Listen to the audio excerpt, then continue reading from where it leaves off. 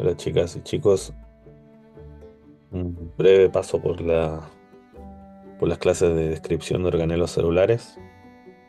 Recuerden que todo el material está en LIRMI, pero solo para refrescar la memoria, y a algunos les gusta más ver videos que leer.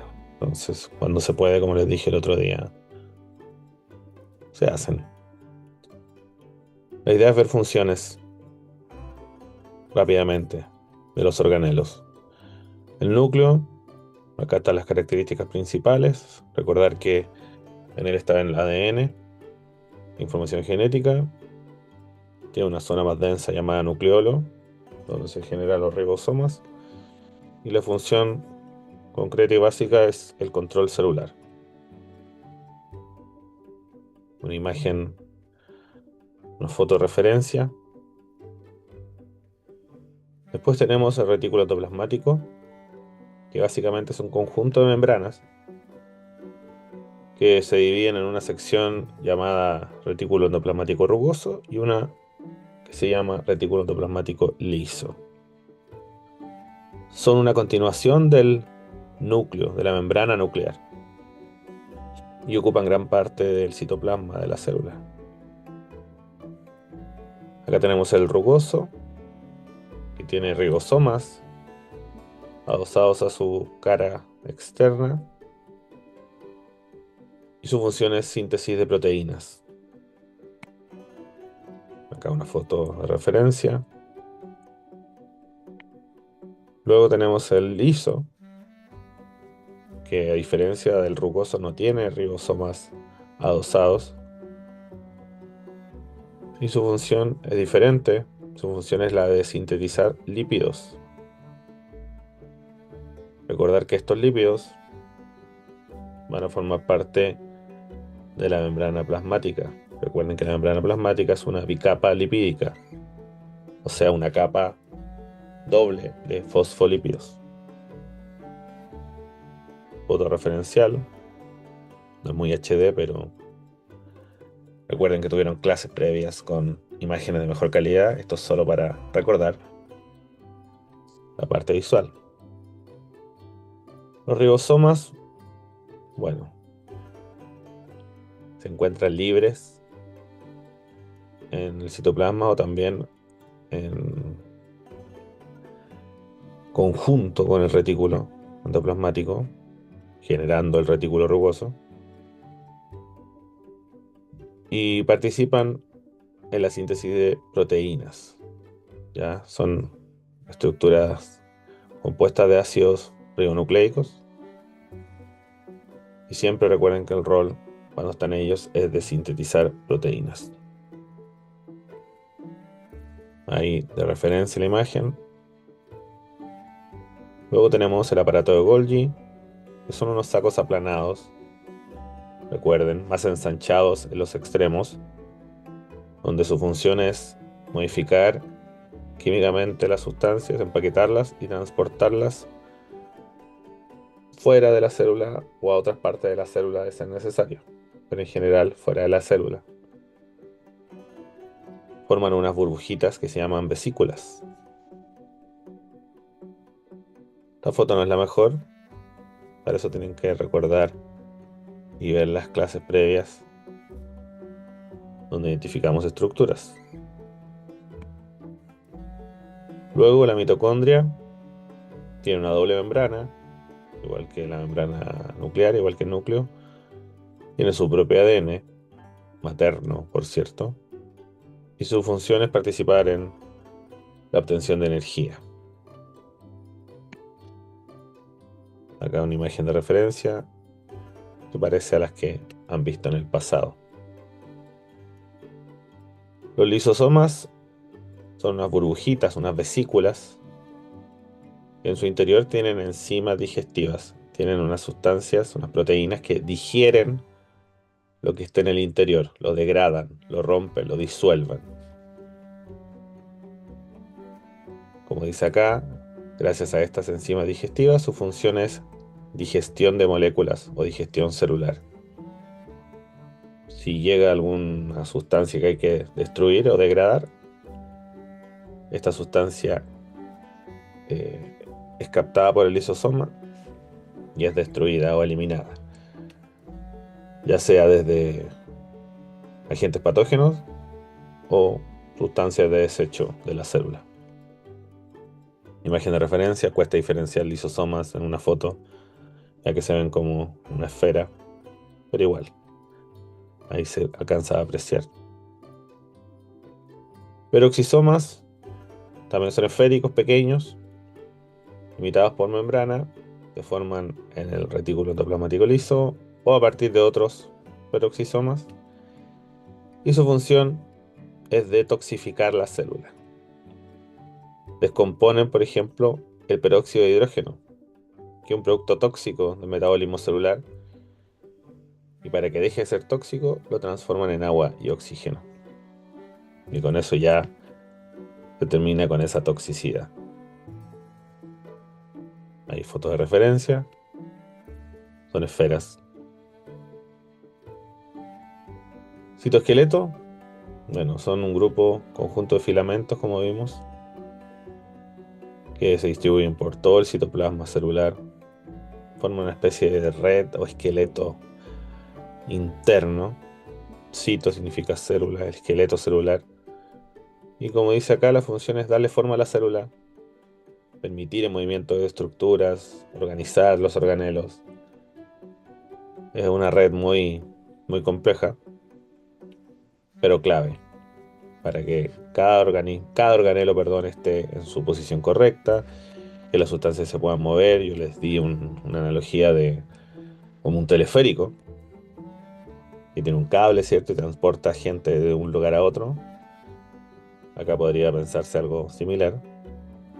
Ustedes vieron mejores fotos que estas al comienzo de la unidad, pero acá se ven amarillo los filamentos del citoesqueleto. Es muy denso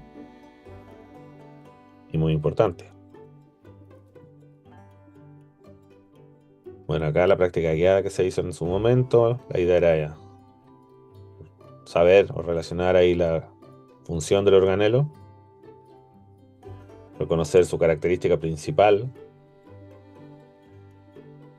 y que pudieran hacer analogías con su función. Ya, les puede servir para practicar. En la independiente, bueno, ustedes se les dieron situaciones donde una- había un problema básicamente y tenían que desarrollar respondiendo a estas preguntas. Lo hicieron grupalmente para que ahí lo recuerden.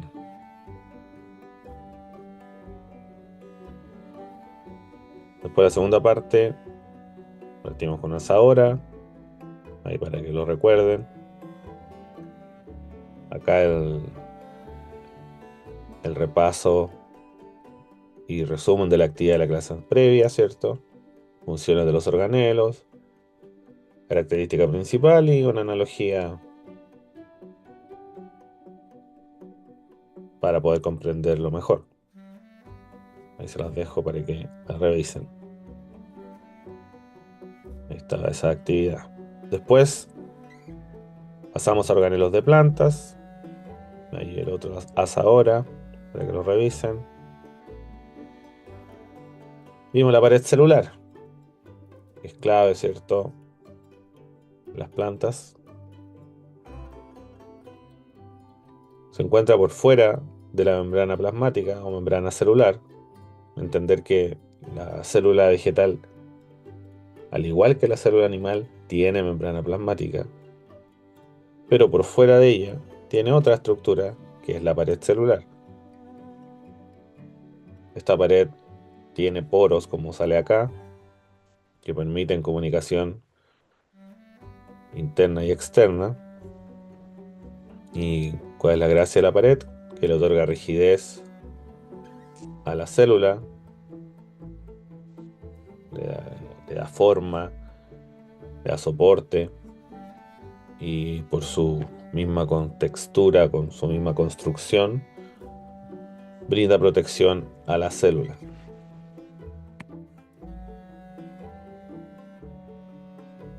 Acá, siguiendo el cursor verde, estoy indicando la pared celular.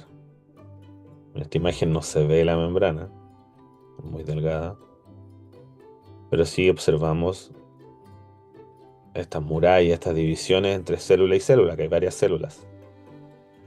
Recordar que estas sustancias pequeñitas son cloroplastos.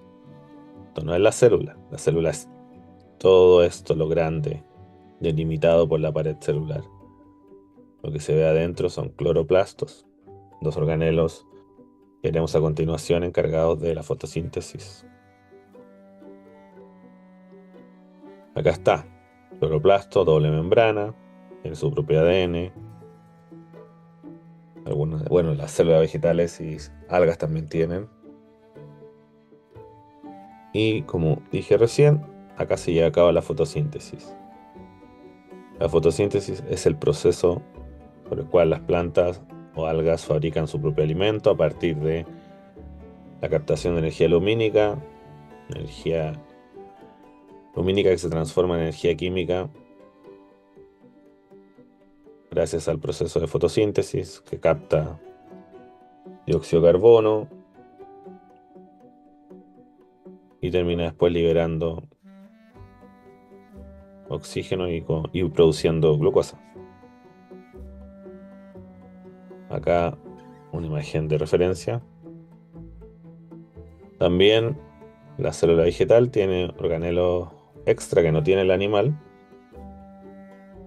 que es una gran vacuola central. La célula animal tiene vacuolas, pero son pequeñitas. Esta es una y es grande. La idea es almacenar agua dentro de ella, y cuando almacena agua puede ocupar hasta el 90% del volumen celular, empujando todos los organelos hacia un extremo de la célula. Acá, en esta línea oscura, representa la pared celular. Aquí se ve una mitocondria. Esto verde son los cloroplastos. Y esto sería la gran vacuola. Ocupa casi todo el espacio celular. Así que es un organelo característico. Después llegamos a la comparación entre procariotas y eucariotas. Voy a sacar las dos principales. Procariotas representantes son las bacterias. Y eucariotas tenemos las células animales, nuestras, y de plantas, célula vegetal. En los procariotas las células tienen material genético en forma de una molécula grande y circular de ADN. En cambio, en la eucariota, este ADN es lineal. Entonces, primera diferencia, procariota circular, eucariota lineal. Y la más fácil de recordar y la más característica es que los procariotas, las bacterias, el material genético no está dentro de un núcleo definido. O sea, una estructura rodeada por membrana y dentro de ella el material genético. Eso no se presenta en la procariota. En cambio, en la eucariota, el material genético está encerrado, está dentro de un núcleo definido que está envuelto por membrana, siendo esta la diferencia clave entre ambos tipos celulares.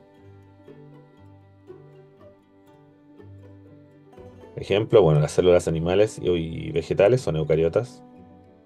Y como les decía, las células bacterianas son procariotas. Acá la actividad que hicimos en clase son diagrama de Venn, un conjunto, otro conjunto. El primero representa la célula animal que está intersectada con la célula vegetal. ¿A qué se refiere? Que en la intersección ustedes tenían que poner organelos o estructuras que están presentes en ambos tipos de célula, por eso está en la intersección. Y acá a la derecha, donde dice célula vegetal, tenían que poner estructuras que son exclusivas de célula vegetal, como ya lo vimos en la clase. Acá tenemos letras con características. Y acá tenemos la célula animal, en donde se indican estructuras. Entonces la idea es que usted asigne una letra a la estructura identificada según tenga relación con la función que sale acá abajo. También lo hicimos en clase. Lo dejo ahí para que lo puedan practicar. Acá está la práctica independiente que hicimos. La misma imagen mostrada previamente, pero en blanco y negro, con una serie de preguntas que permiten evaluar si usted entendió o no entendió la materia. Aquí unas preguntitas de cierre. Una preguntita de cierre que usted puede revisar.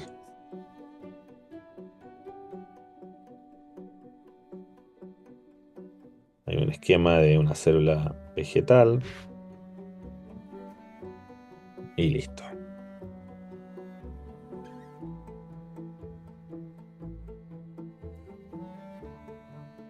Vamos a compartir.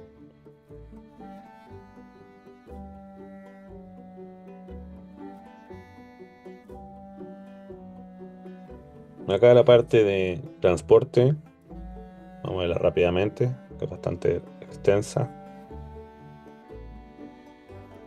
Comenzamos con la membrana en el sentido de tener claro de que es una membrana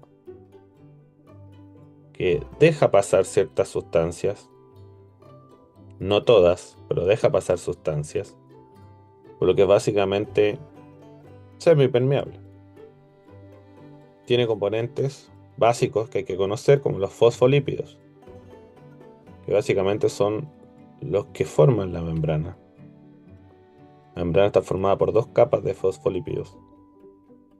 Hay proteínas de distinto tipo y hay carbohidratos que le confieren identidad a la célula. Yo les dije en clase como una especie de huella digital. Y el colesterol que le da estabilidad a esta membrana de fosfolípidos. Si no hubiera colesterol, sería demasiado laxa, demasiado blanda, si lo quieren llamar así. El colesterol la vuelve un poco más rígida, sin dejar de ser fluida, pero le da un poquito más de estabilidad. Entonces recordar que la membrana tiene un transporte selectivo, o sea, deja pasar sustancias, pero algunas, no todas. Permeabilidad selectiva. Hay dos tipos de mecanismos para que las sustancias crucen la membrana, dos tipos de transporte, pasivo y activo. El pasivo no requiere gasto de energía, el activo sí.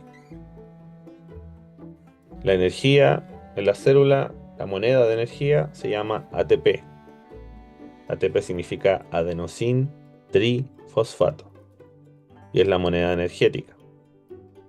Se usa ATP, se transforma en ADP y esa energía se usa para transportar sustancias, como veremos. Comenzamos con el transporte pasivo. Hay tres tipos de transporte pasivo, o sea, sin gasto de energía. La difusión simple, facilitada y osmosis.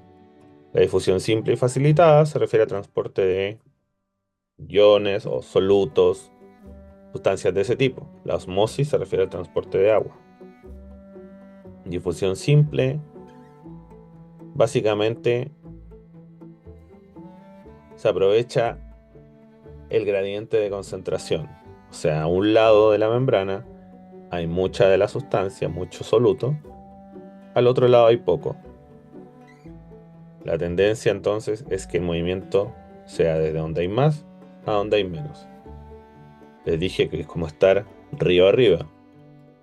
Si usted se tira en una balsa, sin esfuerzo usted va a llegar río abajo. No tiene que gastar energía. Así es la difusión simple.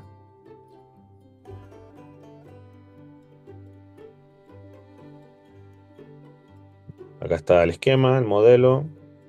Acá abajo, varias partículas. Acá arriba, al otro lado de la membrana, pocas partículas. Entonces el gradiente de concentración es de más a menos. Y ese es el sentido del transporte. Va de más a menos. Ejemplos: el cuerpo humano, la absorción de nutrientes se produce por difusión y la absorción de oxígeno también en los alvéolos. Acá está el ejemplo. Hay una asadora de inicio de una clase para que lo repasen. Después la difusión facilitada. También seguimos con transporte pasivo. La diferencia clave es que acá se utilizan proteínas para que ayuden a transportar sustancias, porque aunque sea a favor del gradiente de más a menos, son sustancias que tienen ciertas características que no permiten que pasen solas, ya sea por el tamaño o por un tema eh, electroquímico, si lo quieren llamar así. Una son las proteínas de canal o canales iónicos. Permiten el paso de iones, o sea, átomos con carga eléctrica, positiva o negativa. Como dice acá, pueden estar siempre abiertos o abrirse o cerrarse, es variable. Lo característico es que son específicos. El canal es para un ion en particular. Si hay un canal de calcio, solo pasa calcio por esa proteína. Y el otro tipo son los carriers o proteínas transportadoras. Y yo les comenté que era como una especie de transformer. Sufren un cambio conformacional, un cambio de forma para poder transportar la sustancia. Por ejemplo, transportan aminoácidos. Acá está el ejemplo de los canales iónicos en verde. Pasa el ion y no sufre cambio la proteína. Pero ojo, deja pasar solo el ion para el que está construido. No deja pasar otros. Y acá, a la derecha, tenemos el proceso de transporte de un carrier, donde se nota que cambia la forma de la proteína durante el transporte. Acá pueden leer con calma el detalle. Vimos este gráfico, bastante detalle en la clase. Tenemos un gráfico en el eje X, la concentración de la sustancia, en el eje Y, la velocidad de difusión, en celeste la difusión simple y en rojo la difusión facilitada. Entonces, ¿qué vemos en el gráfico? Que a mayor concentración de la sustancia, en la difusión simple, la velocidad de difusión aumenta progresivamente, exponencialmente. Se ve una recta, ¿cierto? Siempre está subiendo. Aumenta la concentración y sube la velocidad y sube la velocidad.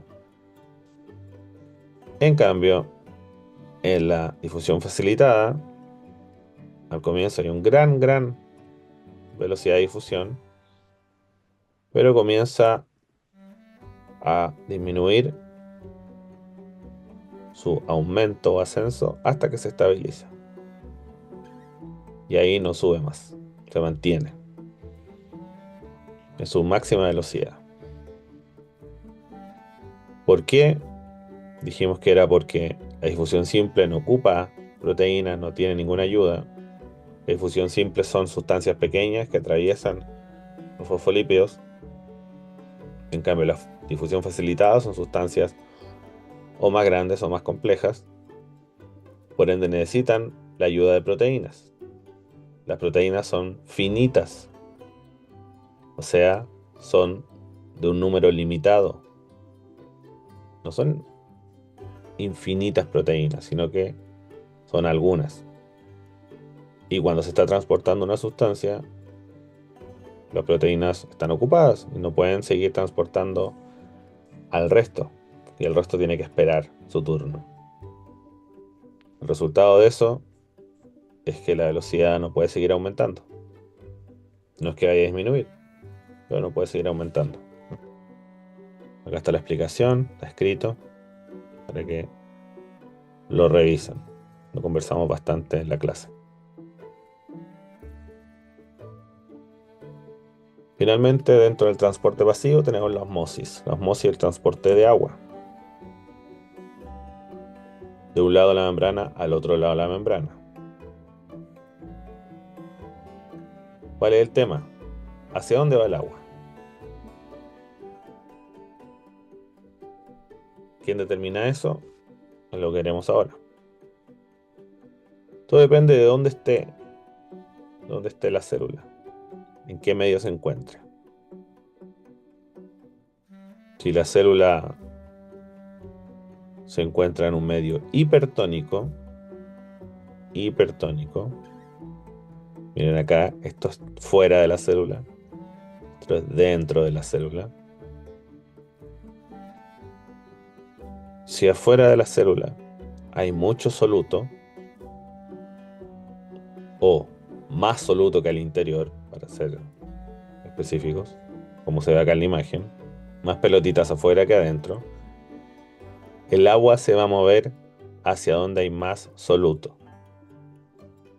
Así es la osmosis, el agua se mueve hacia donde hay más soluto. Entonces, en este caso, si el medio es hipertónico, o sea, el medio extracelular es hipertónico, tiene más soluto, el agua va a salir de la célula y la célula se va a deshidratar, va a perder agua, se va a arrugar, como vamos a ver más adelante. Si el medio es isotónico, significa que en los dos lados de la membrana, fuera de ella y en el interior, existe la misma cantidad de soluto. Iso igual. Incluso pueden contar acá. 4 pelotitas, 4 pelotitas. ¿Qué significa esto? Que el movimiento neto de agua hacia un lado y hacia el otro es cero. Porque no hay ninguna tendencia para que el agua entre a la célula o salga de la célula. Así que se mantiene. El tercer caso es cuando las células están en un medio hipotónico. Es decir, que el medio extracelular, el medio que rodea la célula, tiene pocos solutos. Fíjense acá. Se nota que afuera de la célula hay poco soluto comparativamente con su interior. Resultado de eso, recordando que la osmosis, el agua va hacia donde hay más soluto. Resultado de eso es que el agua va a entrar a la célula y la célula se va a agrandar, se va a llenar de agua e incluso se puede reventar, según sea el caso. Ya, eso resumiendo. Es una práctica guiada, para que la revisen, también la hicimos. Ahí están las respuestas. Pueden revisar. Una asadora de inicio. Y aquí el ejemplo que les decía.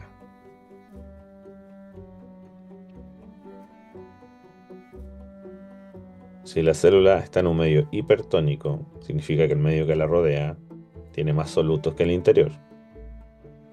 El agua, la osmosis, se mueve hacia donde hay más solutos. Como hay más solutos afuera, el agua de la célula, de su interior, va a salir al exterior. Y el resultado es que la célula va a perder agua y va a quedar así. Cuando eso pasa en la célula animal, el fenómeno se llama crenación. Cuando ese fenómeno pasa en la célula vegetal, se llama plasmólisis.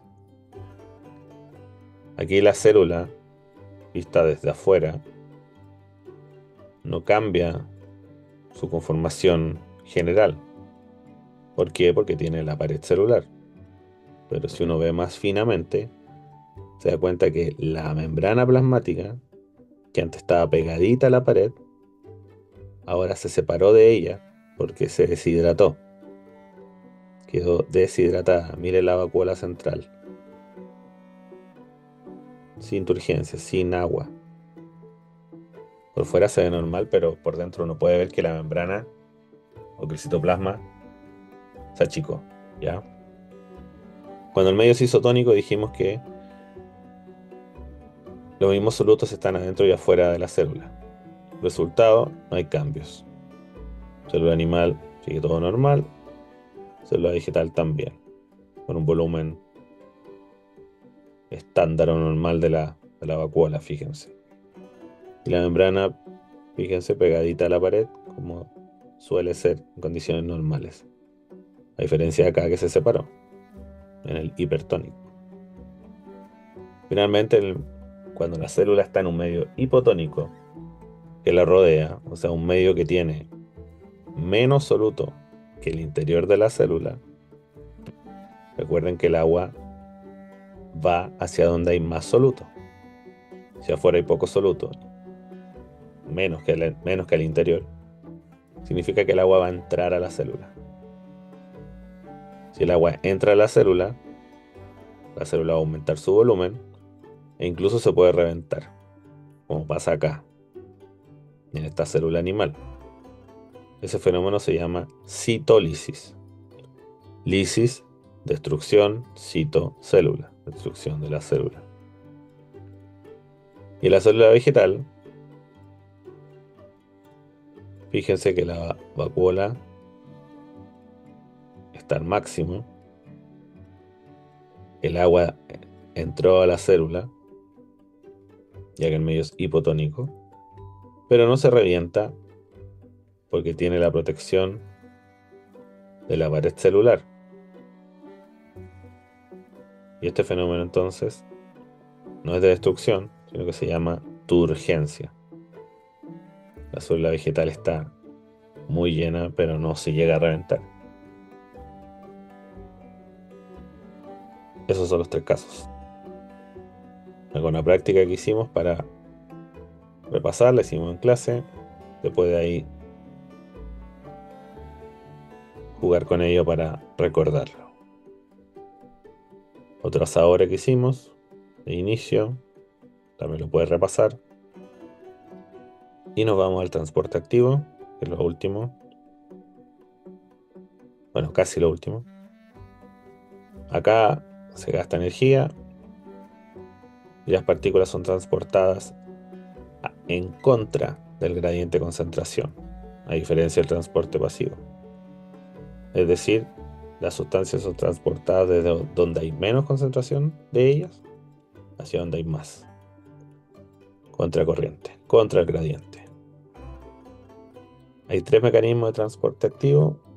El transporte activo primario antiporte, el activo secundario sin porte y en masa, incluyendo la endocitosis y la exocitosis. ¿A qué se refiere antiporte? Que al mismo tiempo se transporta un soluto para un lado, para un sentido, y al mismo tiempo otro en el sentido contrario. ¿Ya? Y es primario porque las sustancias se transportan de esa manera sin alguna acción indirecta, como en el siguiente caso. Acá en el sin porte, dos solutos son transportados en el mismo sentido. O sea, los dos van para el mismo lado.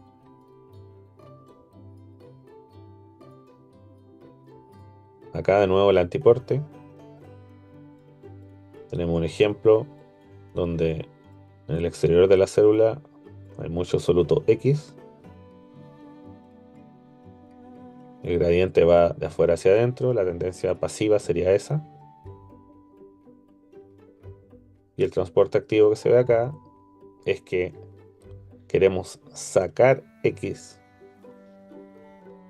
de la célula, que tienden a entrar, entonces quieren sacar X, y para sacarlo contra gradiente, contra la corriente, hay que gastar energía, que es la moneda de energía es ATP.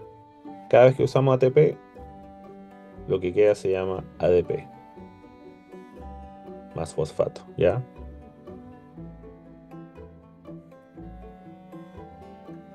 Acá tenemos un ejemplo de antiporte. Recuerden, tenemos acá, salen 3 sodio, entran 2 potasio. Transporte activo, contra gradiente, porque acá hay más sodio que acá. Entonces yo lo saco contra el gradiente, eso gasta energía. Acá lo mismo. Entro potasio contra gradiente, porque la tendencia es que salga. Esta proteína que haciendo esto se le denomina la bomba sodio-potasio, que es un ejemplo típico para explicar el transporte activo primario. En el simporte que dijimos que era el activo secundario. ¿Por qué secundario? Porque tenemos un polizón, les decía yo. Estamos sacando contracorriente el X, el soluto X. Aquí fíjense. La tendencia es que entre a la célula, pero activamente lo sacamos contra el gradiente. Pero aprovechándose de esta energía de gradiente de concentración natural, aprovechando ese impulso, se mete otro soluto sin gastar energía. Y fíjense que se mete contra corriente, contra gradiente también, porque hay más S adentro que afuera. Entonces, aprovechando el impulso, se cuela. Por eso se le llama secundario. Ese es el simporte en este ejemplo, porque los dos van para el mismo lado. ¿Ya? Un caso especial, pero bueno tenerlo presente. Y el transporte en masa, acá nada cruza la membrana, sino que es la membrana la que, fíjense acá, los fosfolípidos, capa doble, bicapa. Cuando hay una sustancia que quiere incorporar la célula, la membrana sufre una invaginación. O sea, como una especie de U en la cual envuelve a la sustancia hasta que en esta zona se corta o se incorpora dentro de la célula, que es una especie de burbuja que se llama vesícula. En este ejemplo, que esta sería puede ser una bacteria o una sustancia nociva, la vesícula es visitada por un lisosoma, que dijimos que tienen enzimas digestivas. El lisosoma se fusiona con la vesícula, le aporta sus enzimas que disuelven, degradan, rompen la sustancia y esa sustancia es eliminada. ¿Ya? Eso podría ser fagocitosis perfectamente. Este es un ejemplo de endocitosis, cuando se ingresan cosas. Acá lo mismo. Acá no hay un patógeno en este ejemplo, pero puede ser una sustancia necesaria para la célula. Acá la membrana se invagina, entra la sustancia y queda una vesícula en el interior de ella. ¿Ya?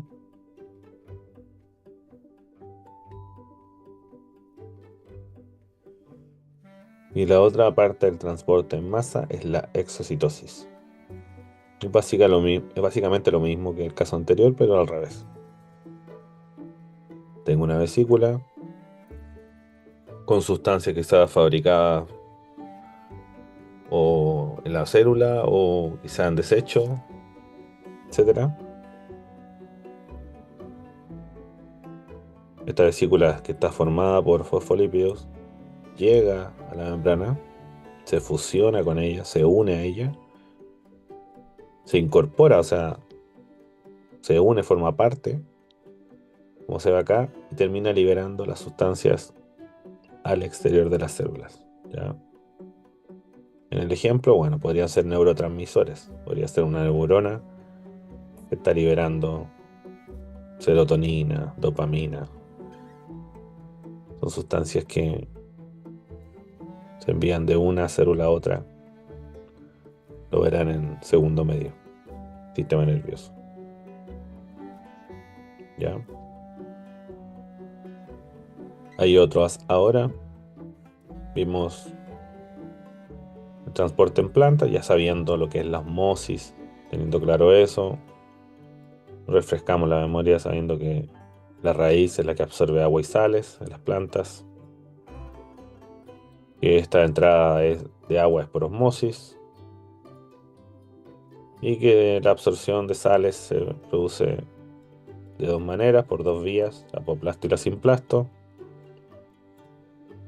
lo cual básicamente les dije que la vía apoplasto es el transporte de agua y sales en el espacio que está entre la pared y entre la membrana plasmática.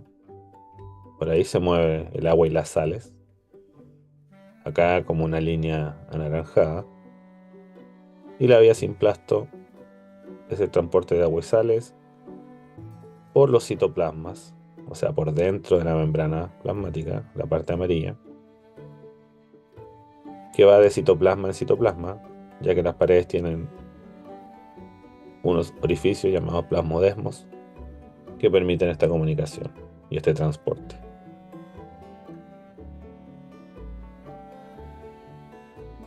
Ahí está el detalle, ¿cierto?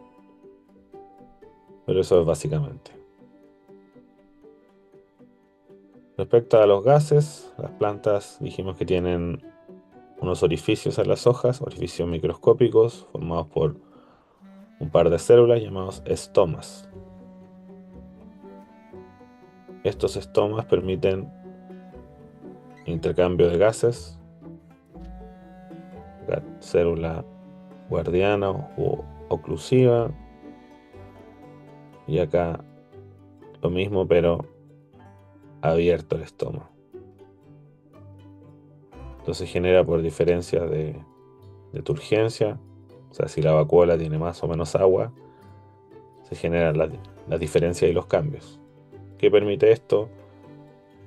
Cuando el estoma está abierto puede entrar dióxido de carbono, el cual se usa en la fotosíntesis. Luego de la fotosíntesis, por aquí mismo se libera oxígeno.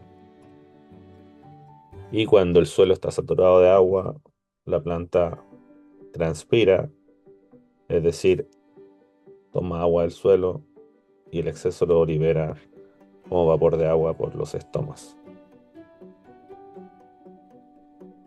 Acá una práctica guiada para que la revisen. Y acá lo último que hicieron en clase, identificar los tipos de transporte, clasificarlos y justificarlos. ¿Ok? Eso, señores y señoritas. Espero les sirva. Estoy bien para la evaluación. Nos vemos.